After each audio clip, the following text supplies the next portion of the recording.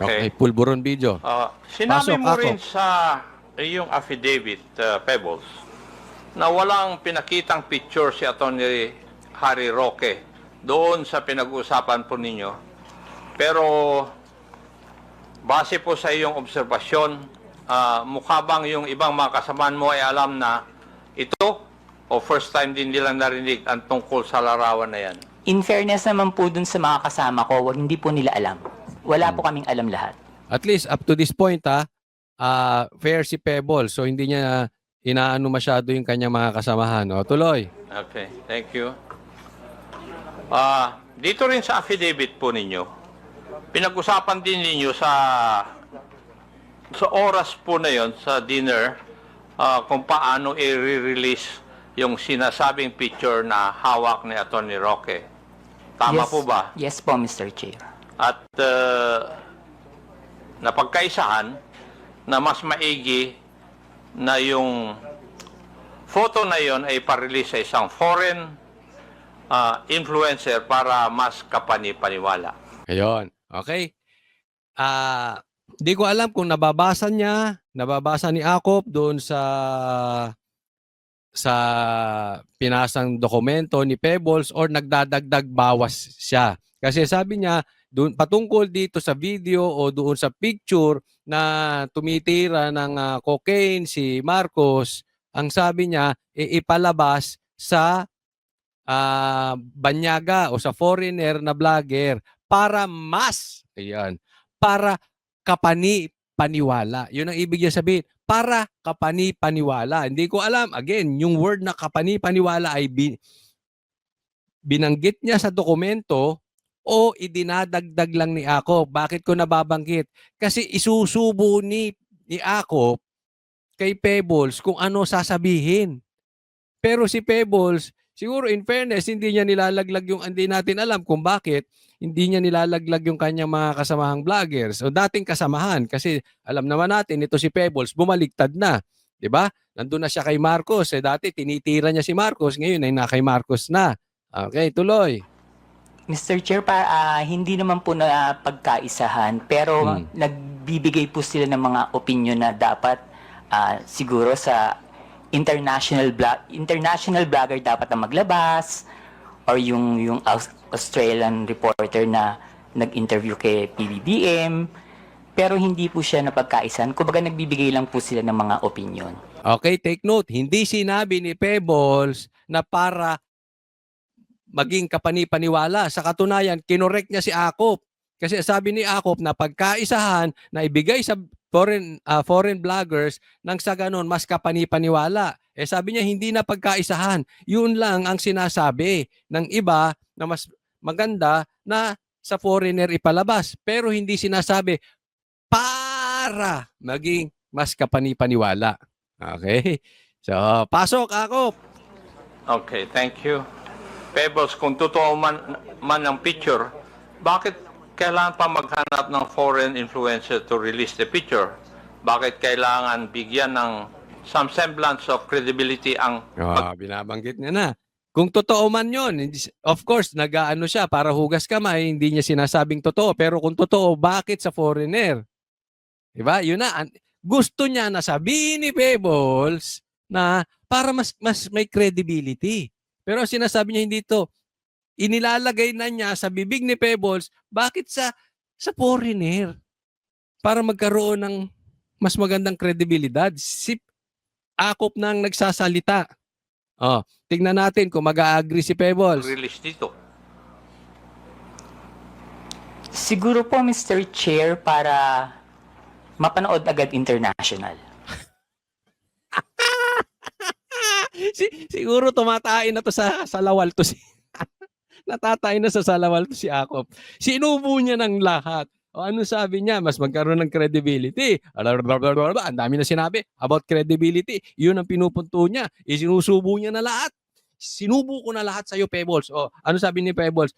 Para siguro para mapanood ng mas marami internationally.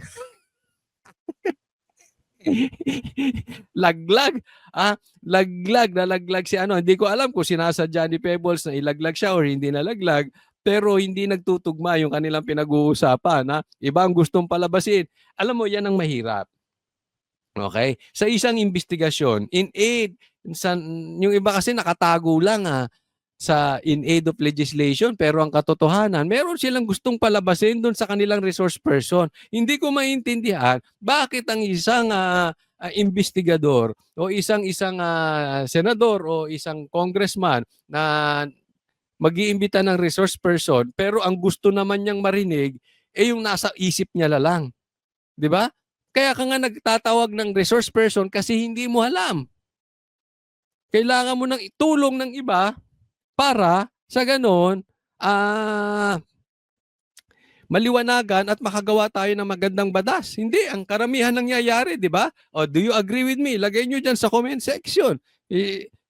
Ang karamihan ng tanungan ng mga, lalong-lalo na mga congressman, parang kung ano lang ang gusto nilang marinig sa resource person, yun na yun. Diba? Yan ang nangyayari ngayon. Oh. Bakit kailangan ng semblance of credibility? Ayun, inulit pa. Hindi siya pick upin mo na, Pebbles. Pick upin mo na. Oh, bakit kailangan ng semblance of credibility? Bakit? Semblance of credibility. Anong sagot ni Pebbles? Dahil hindi tunay yung litrato or yung Siya na, sinubo niya na lahat.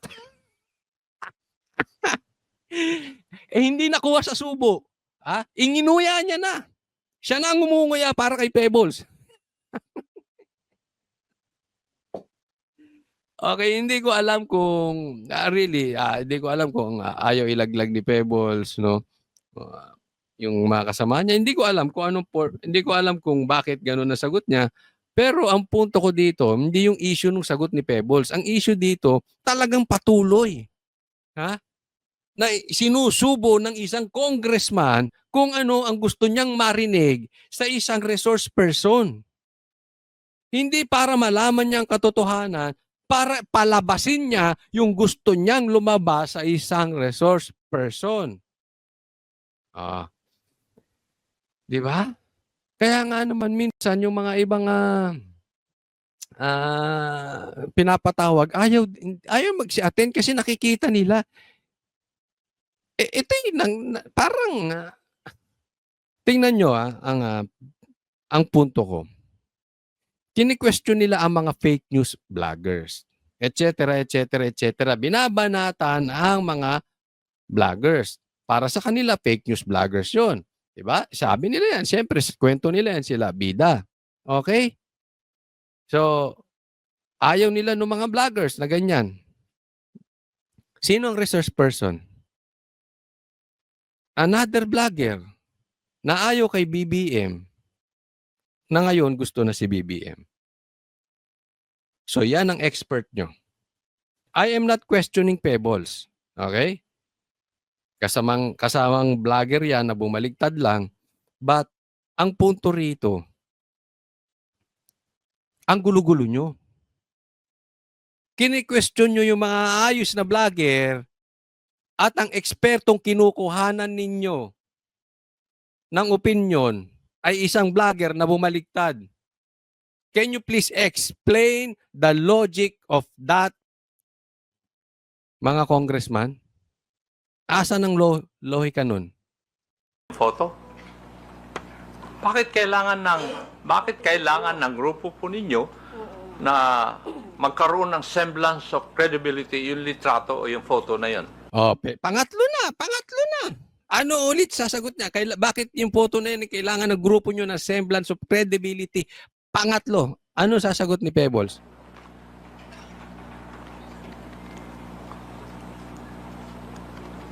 Hindi ko po...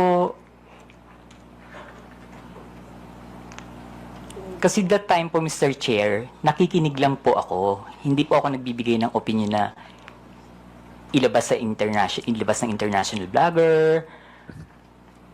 'Di ba? Anong gusto niya marinig? Kasi peke yung video. Peke yung picture. Kaya kailangan ilabas sa foreign para magkaroon ng credibility. Yun ang gustong palabasin ni Akop. Hindi niya makuha. Anong sagot ni Pebbles? Kasi that time nakikinig lang ako.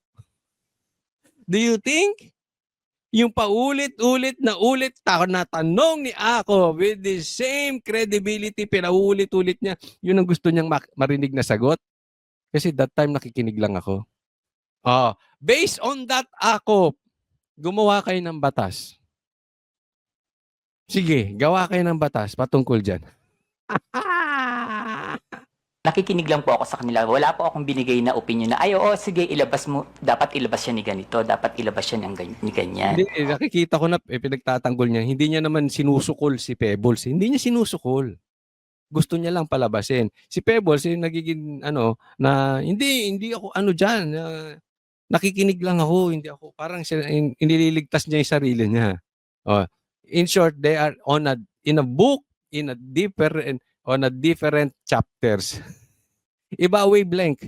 Hindi po ba, Pebbles, having in this business for 11 years, kung kailangan bigyan ng credibility sa isang bagay, yun ay dahil yung isang bagay na yun ay alanganin. Di ba? Siya na sumagot eh. Siya na. Doon sa panglima. Ano sabi niya? Di ba ang isang bagay, being a vlogger for 11 years, di ba? Para bigyan mo ng credibility ang isang bagay, ibig sabihin, kung gusto mong bigyan ng credibility, yung bagay na yun ay alanganin. That is the answer he was looking for, Pebbles.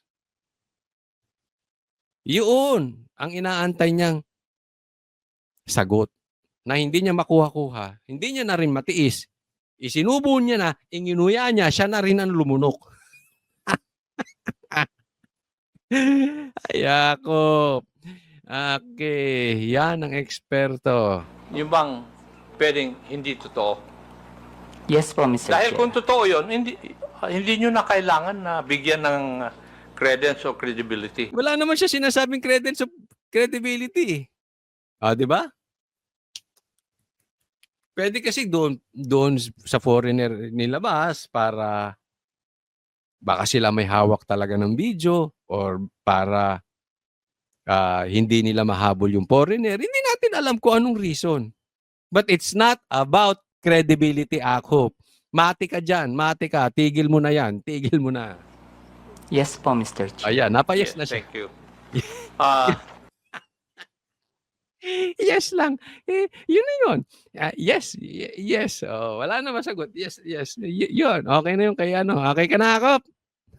Sa iyong obserbasyon, Pebbles, sino ang nangunguna sa diskusyon nung oras po na yun? Ito na. Pinupunto niya na ngayon. Papunta na kay Roque. O, idiin mo si Roque. Roque, idiin mo si Roque.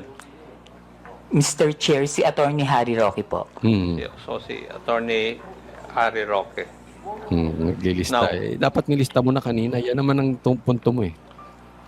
Pwede ko bang tatanungin, Pebbles, at that time na ikaw ay nag-vlog, ng panahon na yon, ikaw ba ay DGS? Hindi po, Mr. Chair. Ano po kayo?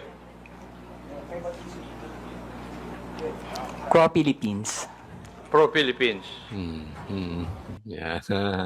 So ano ibig niya sabihin? Bakit niya? Ine-establish niya yung credibility ni Pebbles. Hindi siya DDS, hindi siya bumaligtad. Ako, wrong question will lead you to wrong answer. Ang tanong mo sana, binabanatan ba niya si Marcos? At anong nangyari? Bakit nagbago? Ganon. Wala po akong pinapanigan. Wala kayo pinapanigan. Hindi po ako BBM vlogger that time, hindi rin po ako DDS. Pero binabanatan niya. Pero sa mga vlog ninyo, sumusuporta po kayo sa mga Duterte.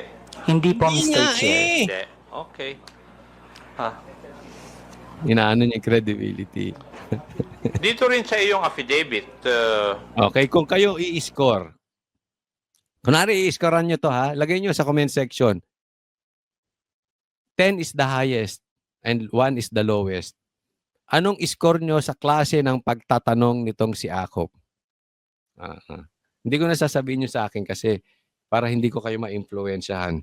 Pero alam ko nasagot sa klase ng pagtatanong ni Akop. Pebbles, may binanggit din ni Atty. Roque na sinabi niya na kaya niyang magpabagsak ng gobyerno. Tama rin po ba ang pagkabasa ko dito sa affidavit po ninyo? Yes po, Mr. Chair. Ang exactly sinabi niya dyan is nagkamali sila, magaling akong magbagsak ng gobyerno. Okay. Ano yung tanong ni Akop na yan? Kasi pag sinabing ganyan, pagpapabagsak ng gobyerno, i-connect na yan sa rebellion or sedition. Yan ang ikakaso. Tapos, pag nakaso na yan, hindi rin bailable. So, human trafficking, ang di umanong kinakaso kay Roque, Atty. Roque, kung di ako nagkakamali, tapos pati itong sedition, o pagbabagsak ng gobyerno, another non-bailable, sa aking pagkakaalam, no, yan ang kinoconnect. Kaya yan ang tanong ni okay, yung pagpapabagsak. Aha. Mhm. Oh. Sa tingin mo, kaya po ba niya talaga? Mr. Chair, hindi po, kasi nagtatago po siya ngayon eh. Tama. So, medyo para sa akin medyo mali nga din yung sagot doon dahil hindi niya kaya. So ibig sabihin hindi totoo yung pwede nila ibintang. Inciting, pwedeng inciting to sedition. Meron yung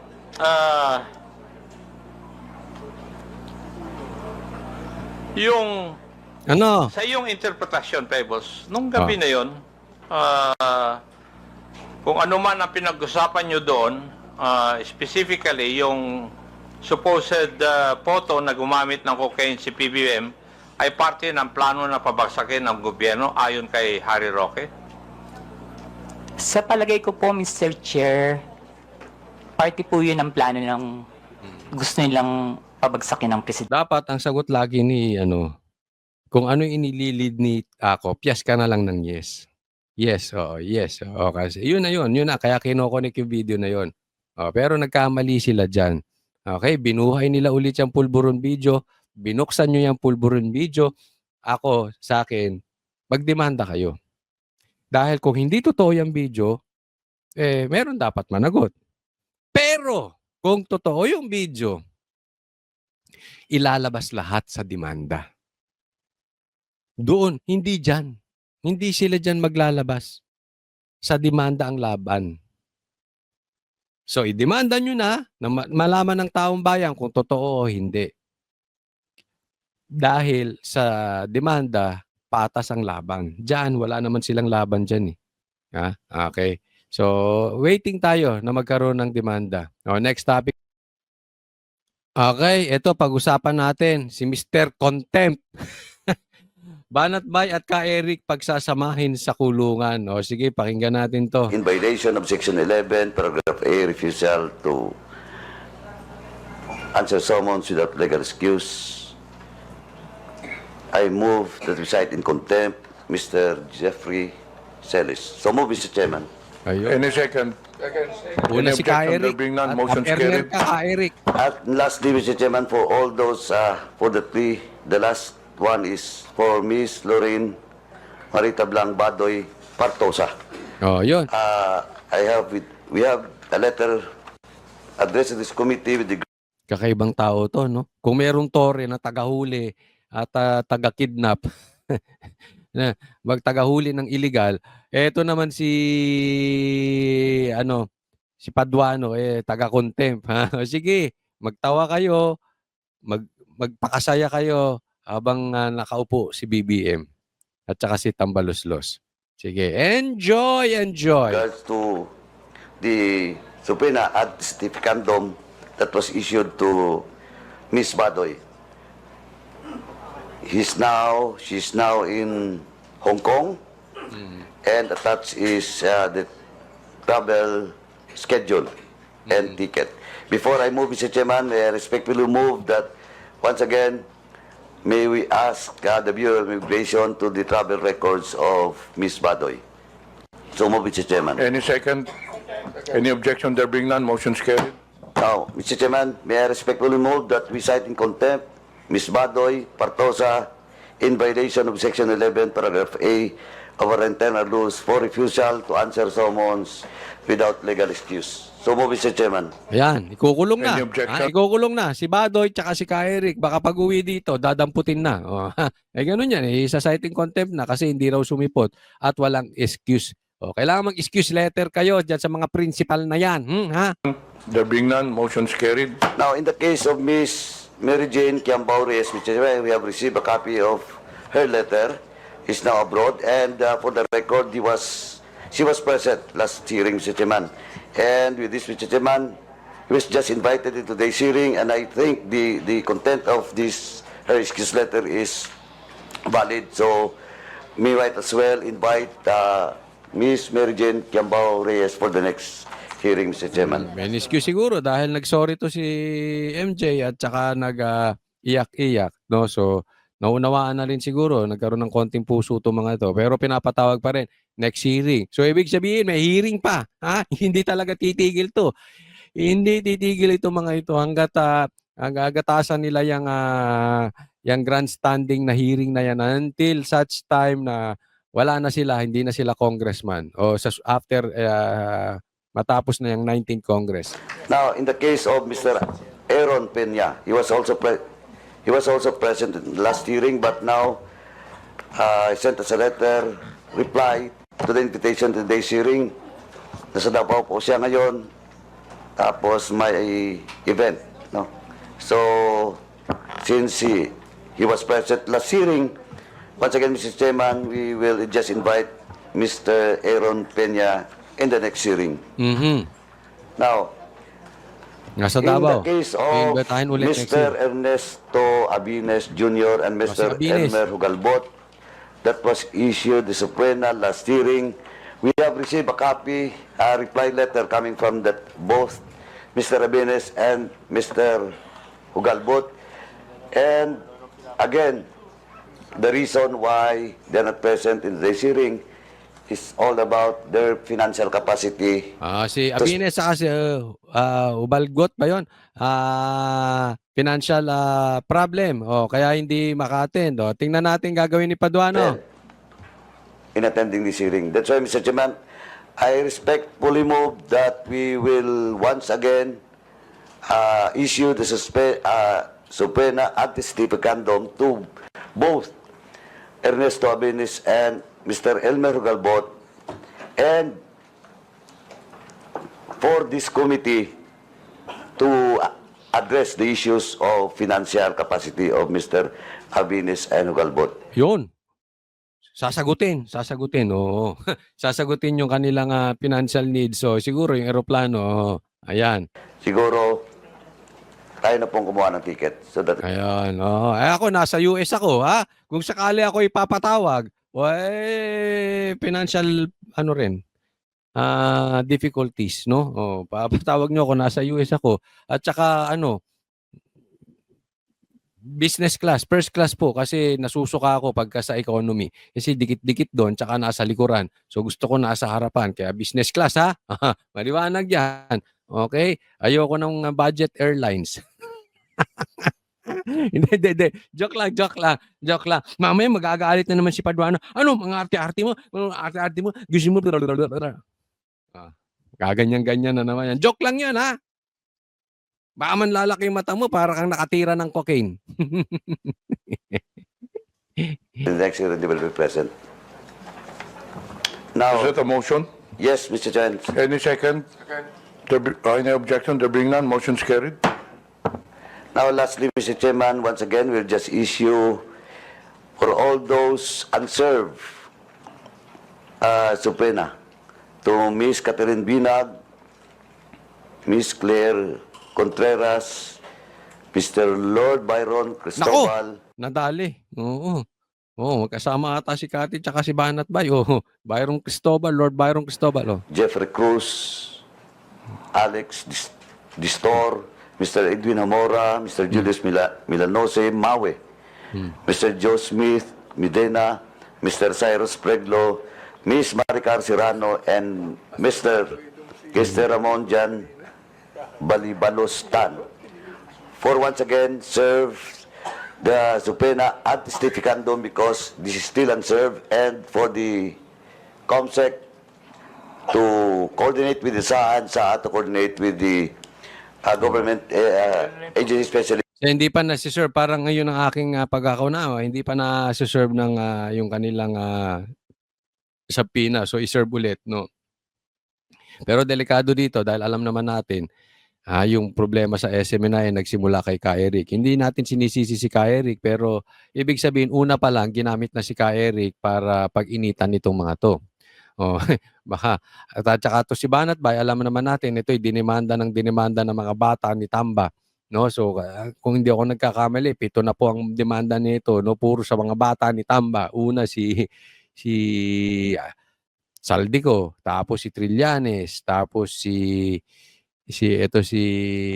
Sam Versosa, no? So puro mga ano yan, mga tropang buhaya yang mga yan, no? So hindi mapakulong kasi mahina Mahina ang ebidensya, no? So alam ko mahina ang ebidensya, no? Pero syempre pag diyan sa contempt, kailangan pag binura ka nila magsosorry ka. Yan ang gusto niya. Pagka sinabing ganito, ganyan. Pag hindi, contempt ka. O talagang baka mamaya pagsamahin pa sa kulungan itong si Ka Eric. O parehas kayong taga SMNI, Ka Eric, Banat Bay. O parehas kayong laging bumubula ang bibig, lagi kayong galit. O ngayon lagi nyo kaming mainit kayo sa mga komunista. Aroy, naku, aroy. Naku, delikado. Baka pagsamahin tong dalawa sa kulungan. The PNP for this subpoena ad testificandum of all those mentioned names to be served for the next hearing, Mr. Chairman. So move. Any objection? There being none, the motion is carried. Ayan. Ipaliwanag lang natin konti dito, no? Siguro nabalitaan nyo na, hindi ko na ipapakita yung video, na si BP Sara ay nasa Pilipinas na. Okay? Bagamat ang kanyang tatay ay nandoon pa rin, umuwi si BP Sara dito, no? Baka naman ang nasa isip, ako in my opinion lang, nasa isip ni BP Sara na just in case, di ba alam naman natin, spare tire ang Vice President spare tire. Just in case lang nasa ospital at may sakit si BBM. Halimbawa, hindi tayo nagbibintang. Halimbawa lang, tapos biglang namatay. Napaka-importante na nandito si BP Sara. Kasi kailangan niya manumpa agad. Isipin mo kung si BP Sara ay baka nasa Hague at namatay si Marcos, baka magkaroon ng constitutional crisis. Mababakante yung lugar Tapos hindi siya makauwi agad. O, di ba? Baka mamaya merong mga abuso or nananamantala sa posisyon, harangin yung pag-uwi ni BP Sara. That is possible. Cancelin mo lang passport nun. Paano uuwi yun? Di ba? O, wag mo nang pauwi niya si BP Sara. For the meantime, gawa tayo ng issue rito. Halimbawa lang ito I'm just thinking out loud, no? Namatay si Marcos. So, gawa tayo issue rito. Tapos kuhanin na natin yung posisyon kasi for the meantime, hindi naman nila aminin, hindi makauwi si BP Sara. 'Di ba? Kaya it's very important din. Kaya nga nabanggit ni BP Sara noon hindi sila pwede magsama-sama sa isang lugar nitong sila Marcos. Bakit? Kasi siya yung parang survivor. Anong tawag niya doon? Destined survivor ba 'yon? Basta hindi ko maalala yung binanggit niya. But ibig sabihin, pag sakali naman binomba or namatay si Marcos, may nangyaring masama, nagkasakit. Merong papalit agad. Kapag hindi nakapalit, delikado po 'yan. Lalong-lalo na sa gobyerno medyo mapang-abuso. Sa gobyerno medyo meron talagang gustong umepal. Doon sa gobyerno na sa tingin mo ay talagang gustong maging presidente o prime minister na pero wala namang karapatan dahil ayaw ng taong bayan at wala namang mandato at alam nilang hindi sila makakakuha ng boto na sa taong bayan, sasamantalahin ng sitwasyon at before we know it, kakampi niya na yung mga congressman, mamaya Baka presidente na yan o baka mamaya gawing prime minister. Wala po tayong pinagbibintangan, hindi po natin sinasabing may sakit si Marcos, but ang pinapakita natin dito, yung possibility, yung importance na pag may nangyari kay Marcos, makasumpa agad si BP Sara. That is very important. Ngayon, hindi ko alam kung yun ang nasa isip ni BP Sara, but it's only my opinion kasi isipin mo yung tatay mo nakakulong doon. Kahit ba anong problema, naiintindihan ko anong problema ng bansa, no? Hindi naman ganun kaano ang vice president, di ba? Pwede niyang asikasuhin muna yung tatay niya, wala namang mangyayari. Anyway, yung trabaho naman ni BP Sara dito sa Pilipinas, hindi na rin naman pinapakinggan ng gobyerno. So, hindi naman ganun kabigat. Kahit naman anong sabihin ni BP Sara, hindi na siya pinapakinggan eh. So, sa madaling salita, walang input. Di ba? Hindi ganun kabigat. So, kung ako titingin, mas importanteng nandun siya sa tatay niya na nangangailangan ng presensya ng mga taong mahal. Siyempre, pag nakakulong ka, yan ang ano mo eh. Yung makikita mo yung mga taong mahal mo. Yan ang magpapalakas sa'yo. Dahil yung kulungan na yan, minsan iniipit nila ang tao para ma-break. Minsan ang tao matapang just like PRRD or Pastor Kibuloy. Kaya yung kinukulong just to break them. Tapos sumunod na doon sa gusto ng gobyerno na ilaglag ang mga Duterte o ilaglag na ang patuloy na pag-asam ng susunod na presidency sa 2028. Posibleng ganoon, di ba? So bitawan na nila 'yon kasi binibreak sila nang sa gano'n mangako sila na hindi, wala na, tapos na, okay na sa inyo na 'yan. Posibleng ganoon, no? Ang nakakapag-aano diyan yung andiyan yung pamilya mo. And yet umuwi si BP Sara. Ako talaga iba ang tingin ko rito. Baka naman may nakikita si BP Sara na hindi natin nakikita, no? Or just simply ginagawa niya yung kanyang trabaho na kung may mangyari kay Marcos, at least andyan siya. Okay? Next topic po tayo.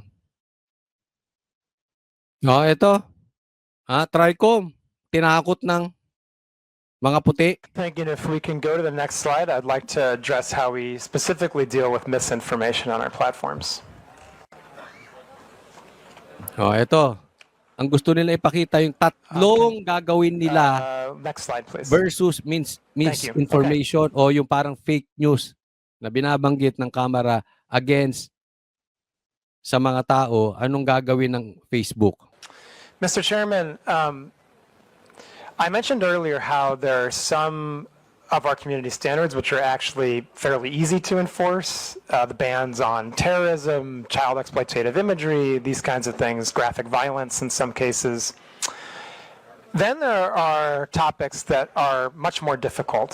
Ayan, right? pinag-uusapan yung madali at saka mahirap. Yung madali kasi yung violence, terrorism, madali nila makontrol. Ano yung mga mahirap nilang i-control dito sa Facebook? And much more highly nuanced and very contextual. And misinformation tends to be, not always, but tends to be more in that second bucket of more difficult types of content to moderate. Yung misinformation. So, because of that, and for various other reasons, we have a three-pronged approach Yan, to how tatlo. we treat misinformation. Tatlo. Paano nila gigibain yung misinformation o yung tinatawag nga na fake news nitong mga congressman? Number one, we remove the most harmful misinformation that can lead to offline physical violence. Ayan. Yung tatanggalin na will lead to physical. Yeah, medyo madali pa rin yan. It will lead to physical. Number two, we reduce the distribution of misinformation if it is found to be false by one of our third-party fact checkers, and then we will reduce that misinformation on our platforms so that people are less likely to engage with it. And number three is Ayan, okay. Doon muna tayo sa number 2. I-reduce yung paglabas nitong pagpapakalat nitong mga vlogs or mga videos o mga post dyan sa Facebook nung sa tingin nila ay mali or misinformation. At ang magche-check po niyan yung kanilang third-party checker. Doon po ang problema.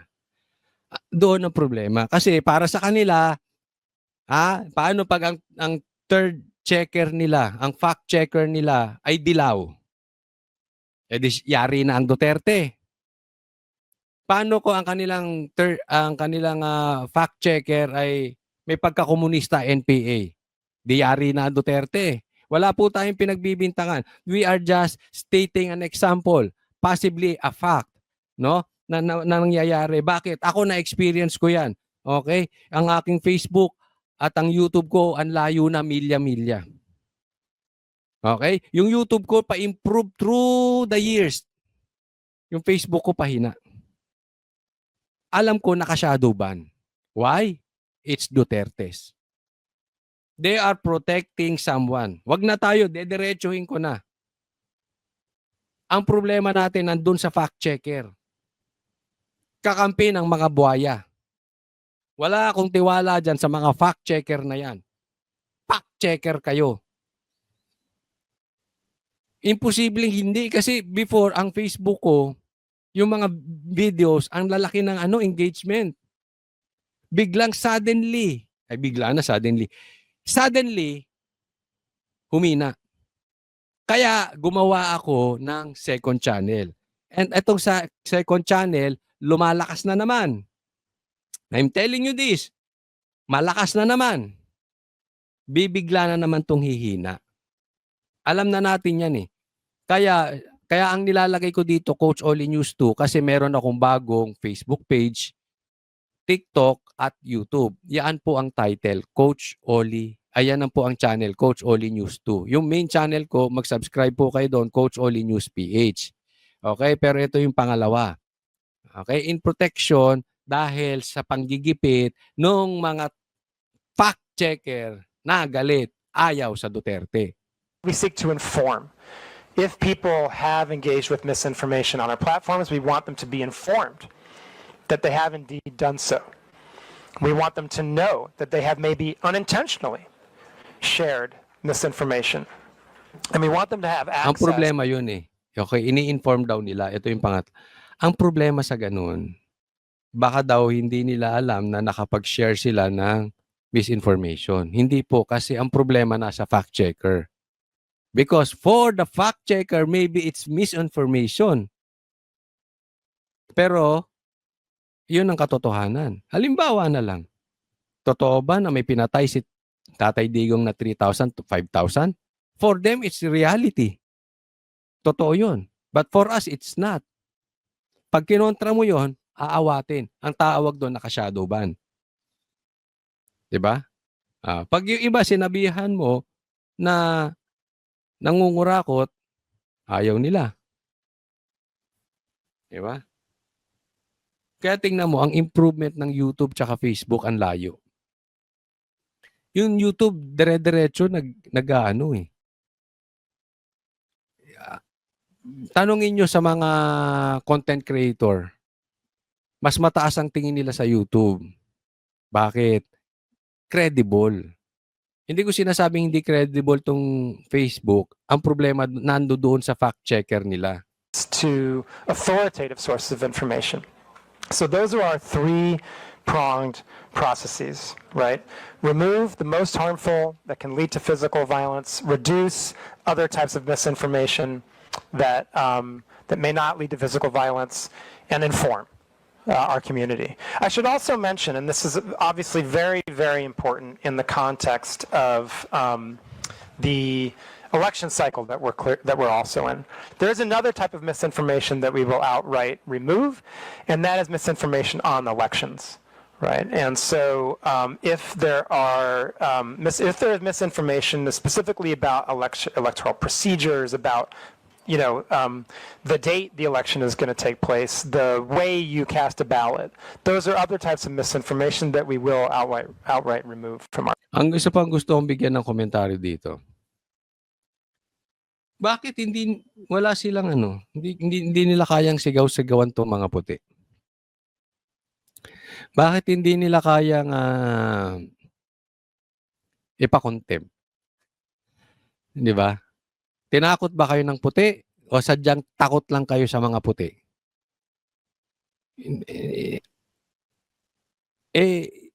Ang dami pong fake news sa Facebook? Bakit hindi nakokontrol na itong mga mamang ito? Hindi ko sinasabing fake news sila. Pero, under their platform, ang dami pong fake news. Hindi lang pinapansin kasi yung fake news is against BP Sara. Yung fake news is against PRRD. Diba? Kaya nga sabi namin, it's double standard. Ang daming paninirang sinasabi kay Tatay Digong. Ang daming paninira sinasabi kay BP Sara. Iyakin ba sila? Hindi naman sila iyakin na. Hindi na nga sila nagre-reklamo eh. Di ba? Para ba silang bata? Na iyakin? Na duwag? Hindi. Yung kabilang iyak ng iyak. Hindi sila iyakin. Ang naiintindihan nila na bilang opisyal, kasama sa trabaho yan. Pero nagagamit yung platform nitong Facebook. Ba't hindi nila man lang sigawan? Turuan ko anong dapat gawin. Or i-contempt. Wala tayong nakikitang ganun. Di ba? Hindi katulad pag itrato nila mga Pinoy. Sa atin lang naman balanse. Di ba? Marami rin namang fake news kay BP Sara. Di ba? Bakit? Meron ba kayong dinidisiplina, pinapatawag? Or talagang yung mga pinapatawag nyo, puro Duterte vloggers? Tatandaan nyo, in aid of legislation, hindi para harasin ang mga Duterte vloggers. At yun nga mga kababayan, anong masasabi niyo sa balitang ito? Maaring ihayag ang inyong opinyon at kuro-kuro sa comment section sa ibaba. Huwag din kalimutang mag-like, mag-subscribe at mag-share sa bidyong ito. Maraming salamat sa panonood.